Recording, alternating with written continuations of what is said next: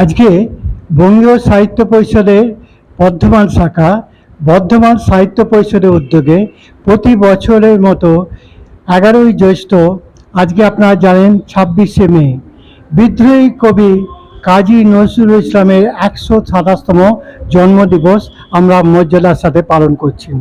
আজকে বর্ধমানের প্রায় শতাধিক কবি, সাহিত্যিক, সঙ্গীত শিল্পীরা এখানে অংশগ্রহণ করেছেন। তারা বিভিন্নভাবে কেউ আলোচনায় নজরুলের জীবনী নিয়ে আলোচনায় অংশগ্রহণ করছেন, কেউ কবিতা পাঠ, কেউ নজরুলের গান এখানে পরিবেশন করছেন। আপনারা জানেন আমরা এই জন্যে আমরা গর্ব করে বলতে পারি এই যে সাহিত্য পরিষদ এই ডাকে রবীন্দ্রনাথ যেরকম 8ম বঙ্গীয় সাহিত্য সম্মেলনে এসেছিলেন ঠিক সেরকমভাবে কাজী নজরুল ইসলাম বর্তমানে অনেকবার এই বর্ধমান সাহিত্য পরিষদে তার পদধূলি পড়েছিল। এইরকমভাবে অনেক মনি ঋষিদের পদধূলি এই বর্ধমান সাহিত্য পরিষদে পড়ে গেছে। এবার 122তম আমাদের জন্মবার্ষিকী সামনেই 16, 17, 2 দিন ধরে আমাদের অনুষ্ঠান হবে। আমরা সাড়ম্বরে এই দিনটাকে আমরা পালন করব। 2টো দিন আমাদের ইচ্ছা আছে এই 2টো দিনের মধ্যে আমাদের গ্রন্থাগারটাকে সূচনা করার, এবং আমাদের এখানে অনেক বিশিষ্ট ব্যক্তিরা তারা আসবেন। আমরা এইভাবে আজকে আমরা পবিত্র দিন যে নজরুল ইসলামকে স্মরণ করছি। এই প্রচণ্ড গরম চলছিল, সকালে অনুষ্ঠানে সাধারণত এগুলো জন্মদিনের অনুষ্ঠানগুলো হয়, কিন্তু যেহেতু প্রচণ্ড তাপ দাও আমরা কয়েকজনের সঙ্গে আলোচনা করে আমরা ঠিক করেছিলাম যে অনুষ্ঠানটা বিকেলের দিকে করব। তা আমাদের প্রথম কথা যে জায়গা খুব সংকুলন হচ্ছে না, সব খুব অসুবিধে হচ্ছে। আমরা চেষ্টা করছি আমাদের বর্তমান যিনি চেয়ারম্যান আছে কয়েকদিন আগে তার সাথেও কথা হয়েছে, এবং বর্তমানে যিনি বিধায়িকা হয়েছেন তার সাথেও কথা হচ্ছে। আমরা চেষ্টা করব যাতে ওপরটা দ্বিতল হতে পারে।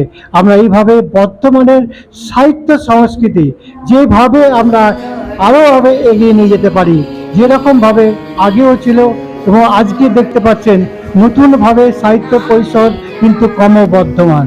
আজকে সেই সাহিত্য পরিষদের যে অনুষ্ঠানগুলো হয় প্রতিটি অনুষ্ঠানে এত ভিড় হচ্ছে আমরা জায়গা দিতে পারছি না। আমাদের যারা সিনিয়র সদস্যরা আছেন আজকে এখানে দেখেছেন অনেক বিশিষ্ট ব্যক্তিত্ব, যেরকম দেবেশ দা, বিদ্যাভূষণ বাবু, প্রণব দা, আনোয়ার দা, এখানে নিতাই দা আছে, মানব দা আছে, এখানে দেবনাথ মুখার্জি রয়েছে, আমাদের ফজলুল বরুণ, এবং অনেকে এবং অনেক মহিলারা যা ভালো ভালো সঙ্গীত শিল্পী যারা এখানে রয়েছে, আমাদের মেহবুব হাসান রয়েছে, আমাদের সন্দীপন রয়েছে, আমাদের প্রথিন পাত্র মন্ডল, এখন অনেক যারা বর্ধমানের মানে শক্তি মজুমদার একজন অনেক সিনিয়র সঙ্গীত তিনিও এখানে রয়েছেন, শক্তি ব্যানার্জি তিনিও এখানে রয়েছেন, এবং এখানে যারা সঙ্গীতের বর্তমানে অনেক যারা বর্তমানে সঙ্গীত শিল্পীরা তারা এখানে দেখছেন পরপর এখানে এসে অংশগ্রহণ করছেন। প্রায় শতাধিক মানুষ আজকে আমরা বিদ্রোহী কবি কাজী নজরুল ইসলামকে আমরা শ্রদ্ধা জানাচ্ছি। আজকের এই অনুষ্ঠানে যারা এসেছেন প্রত্যেককে বর্ধমান সাহিত্য পরিষদের পক্ষ থেকে সকলকে ধন্যবাদ জানিয়ে আমরা আজকে অনুষ্ঠান আমরা এখানে শুরু হয়েছে, আমরা চালিয়ে যাব। আমার মনে হয় 8:30 বেজে যাবে, অনুষ্ঠান যত শিল্পীরা রয়েছেন শেষ হতে অনেকক্ষণ লেগে যাবে। আমি প্রত্যেককে ধন্যবাদ জানাই আজকের এই অনুষ্ঠানকে সাফল্যমণ্ডিত করার জন্য। আমার নাম কাশীনাথ গাঙ্গুলি, বর্ধমান সাহিত্য পরিষদের সম্পাদক।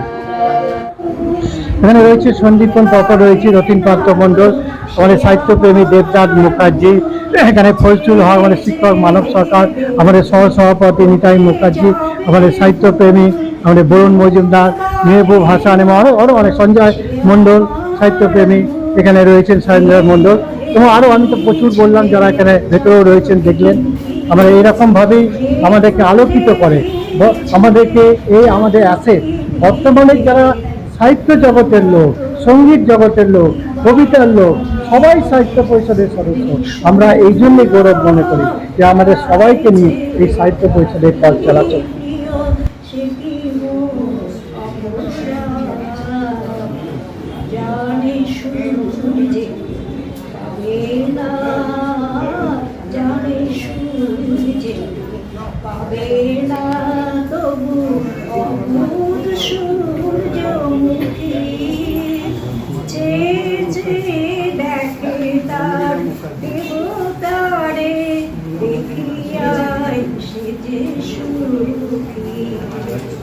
হেরিতে তোমার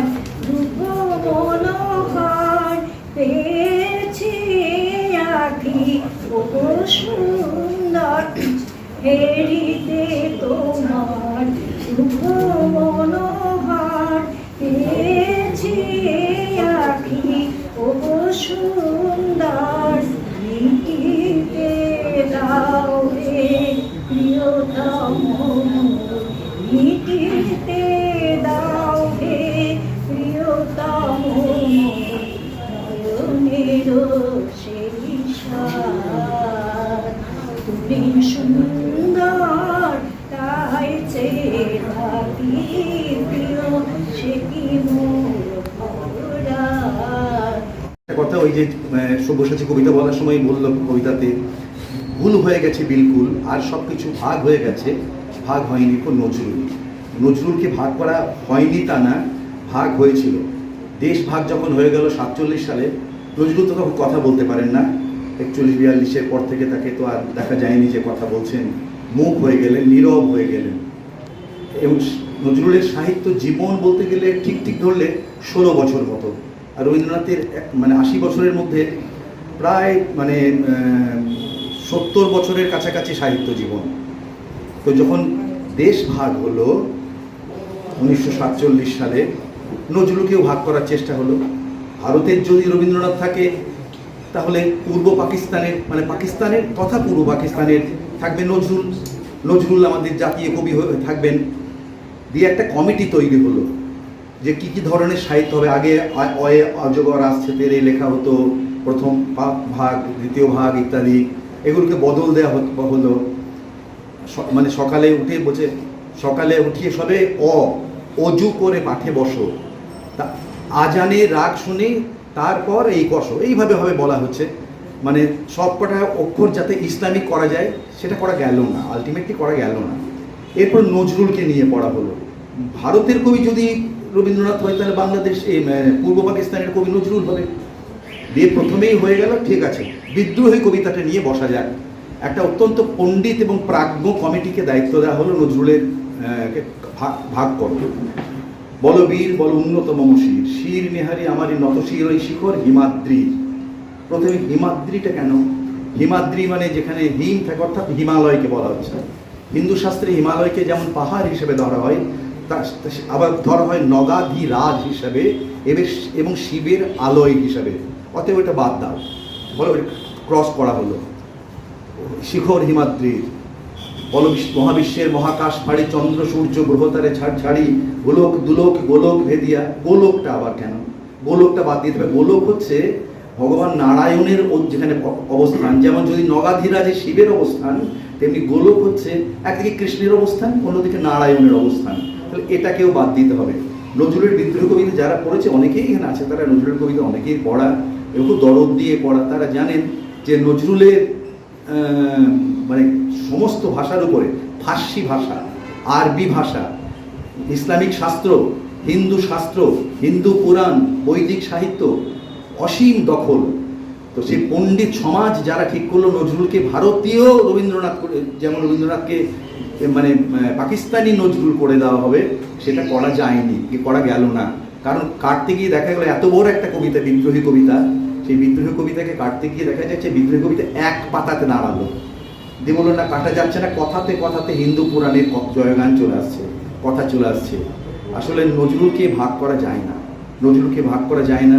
ওই যেমন করে বললাম, আজকে 2026-এ বসে আমাদের অনেকেরই এই সাহস নেই যে ছেলে বা সন্তানের নাম রাখবো কৃষ্ণ মোহাম্মদ। এই সাহসটি আমাদের তৈরি হয়নি। আমার মনে হচ্ছে এই যে সাহস, এই দুঃসাহস পৃথিবীতে রাজ করার জন্য, সঞ্জিতদা খুব ভালো বলেন এবং একটি বললেন যে তিনি ঝড়ের মতো একভাবে আসছেন। তিনি অদ্ভুত একটা দামালপনা সাহিত্যের মধ্যে সেটা তৈরি করেছেন, যার জন্য গ্রহণযোগ্য। আমি শেষ করবো একটি কথা বলে, রবীন্দ্রনাথ, নজরুল ইসলাম এবং জীবনানন্দ দাশ একই বছরে জন্ম, এক বছরেই জন্ম, 1899। তো নজরুল যখন দামাল কবি, যেখানে যাচ্ছেন মাতাল করে দেন, যখন গান গাইতে বসেন উন্মাদ করে দেন, যখন কবিতা বলতে বসেন তখন সবাই পাগল হয়ে যায়। নজরুল বক্তৃতা রাখলে পরে জনসমুদ্র হয়ে যায়। এই ভেবে তৎকালীন কিছু মানুষ নজরুলকে ভোটে দাঁড় করিয়েছিল। কৃষ্ণনগর কেন্দ্র থেকে, সেটা ইসলামিক কেন্দ্র ছিল, ভোটে দাঁড় করিয়েছিল। নজরুল জানতেন আমি হেসে খেলে জয়লাভ করে যাব। তো আজকে রাজনীতিবিদরা অনেকে ভাবেন হেসে খেলে জিতে যাব। তা নজরুলও সেদিন বুঝতে পেরেছিলেন ভোটে জেতা আর মানুষের মন জয় করা দুটো এক নয়। বিপুলভাবে তিনি পরাজিত হয়েছিলেন ভোটে। এবং যেটা গুরুত্বপূর্ণ, জীবনানন্দ দাশ, নজরুল যখন একদম স্বর্গের মানে ইয়ের মতো তীব্র সূর্যের মতো আলোক দীপ্তি ছড়াচ্ছেন, জীবনানন্দের নাম কিন্তু কেউ জানে না, কেউ জানে না। বরং নজরুলকে বা আরো অনেক কবিকে নকল করছেন। বীর সন্ন্যাসী, বিবেকানন্দ, উদ্ধততা শির। আমি যদি বলি এটা জীবনানন্দের লেখা, কেউ ভাবতেই পারবেন এটা জীবনানন্দের লেখা। জীবনানন্দ এমনি করেই লিখতেন।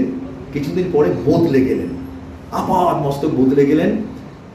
নজরুলের পরে নজরুলকে নিয়ে একটা লিখতে বলা হয়েছিল জীবনানন্দকে, একই বয়সী দুজন কবি। জীবনানন্দ তখন কিন্তু আস্তে আস্তে মধ্যগগনে যাচ্ছেন, নজরুল তখন একটু ক্ষয়ের দিকে। তো তখন একটি কথা জীবনানন্দ বলেছিলেন, জীবনানন্দকে বললেন কিছু বলুন আপনি নজরুল সম্পর্কে। তিনি বলেছিলেন নজরুলের অনেক লেখা সফল, কিন্তু নজরুলের সব লেখা সার্থক নয়। এই যে ব্যাপারটা আমাদের কোথাও একটা বোঝার জায়গা আছে, সৃজনশীল মানুষের খোঁজার জায়গাটা হচ্ছে সার্থকতা।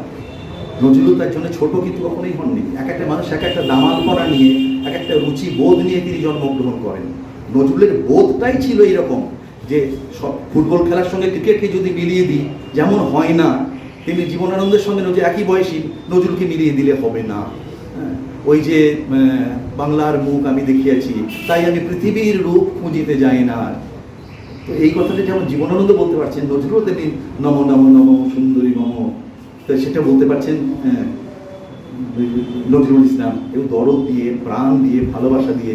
এই দামালপনা যদি সেই সময় না থাকতো না, কবিতার দামালপনার যে যুগটাকে বলা হয়, একটা হচ্ছে হাংরি জেনারেশন এবং তার পরবর্তীকালে আধুনিক বাংলা সাহিত্যের পরিবর্তনের জেনারেশন, এটা তো তৈরি হতো না। তৈরি করে দিয়ে গেলেন, দিক দিশা দিয়ে গেলেন কাজী নজরুল ইসলাম। আজকে তার জন্মদিনে শত কোটি তার চরণে প্রণাম রাখি। তিনি আমাদেরকে যে দিশাটা দিয়েছেন, এটা গ্রহণ করার, এটাকে ধারণ করার। সকলের নমস্কার। রাই সেরিমোনিয়াল হাউস বর্ধমানের শাঁখারীপুকুর এলাকায় বরফকলের ঠিক বিপরীতে। এখানে মধ্যবিত্ত থেকে শুরু করে সমস্ত মানুষের সাধ্যের মধ্যেই রয়েছে রাই সেরিমোনিয়াল হাউসের সুযোগ সুবিধা। এসি থেকে শুরু করে নন এসি, যেমন চাইবেন তেমনই পাবেন। একেবারে সুসজ্জিত ও পরিষ্কার পরিচ্ছন্ন একটি সুন্দর অনুষ্ঠান বাড়ি। এখানে রয়েছে এসি, নন এসি, নটি রুম, রয়েছে আন্ডারগ্রাউন্ড গাড়ি পার্কিংয়ের সুবিধা। অতএব আপনাদের যে কোনো অনুষ্ঠানের জন্য আজই বুক করে ফেলুন রাই সেরিমোনিয়াল হাউস। মনে রাখবেন, রাই সেরিমোনিয়াল হাউস বর্ধমানের শাঁখারীপুকুর এলাকায় বরফকলের ঠিক বিপরীতে। আজকে আমরা চলে এসেছি রাজলক্ষ্মী কনস্ট্রাকশনের নিউ প্রজেক্ট রাজ ইনক্লেভসে। এটি অলমোস্ট 52 কাঠা এরিয়া নিয়ে তৈরি হচ্ছে। এটির দুটি ব্লক, ব্লক এ তে রয়েছে 12 ফ্লোর আর ব্লক বি তে রয়েছে 4 ফ্লোর। এখানে আপনারা পেয়ে যাচ্ছেন বাজেট অনুযায়ী 1 BHK, 2 BHK and 3 BHK flat. এখানকার আকর্ষণীয় ব্যাপার হলো ফ্ল্যাটের গ্রাউন্ডে আপনারা পেয়ে যাচ্ছেন স্টাইল বাজার, আর সঙ্গে থাকছে বেসমেন্ট পার্কিং, ওপেন পার্কিং, আর রুফটপে পেয়ে যাচ্ছেন 10,000 স্কোয়ার ফিট এরিয়া জুড়ে এসি জিম, আড্ডা zone, AC community hall with kitchen, garden area. আর 24/7 আপনারা পেয়ে যাচ্ছেন CCTV security, water supply, power backup, common utilities, maintenance office, আরো কত কি। আর তাছাড়াও আপনারা পেয়ে যাচ্ছেন ব্লক বি তে সুইমিং পুল ফেসিলিটিস। বাইরে থেকে তো আপনারা অলমোস্ট সবই দেখলেন, এবার পালা আপনাদের একটা রুম ট্যুর দেওয়ার। এটা হলো 3 BHK, 1187 স্কোয়ার ফিট। এখানে আপনারা পেয়ে যাচ্ছেন 3টে বেডরুম।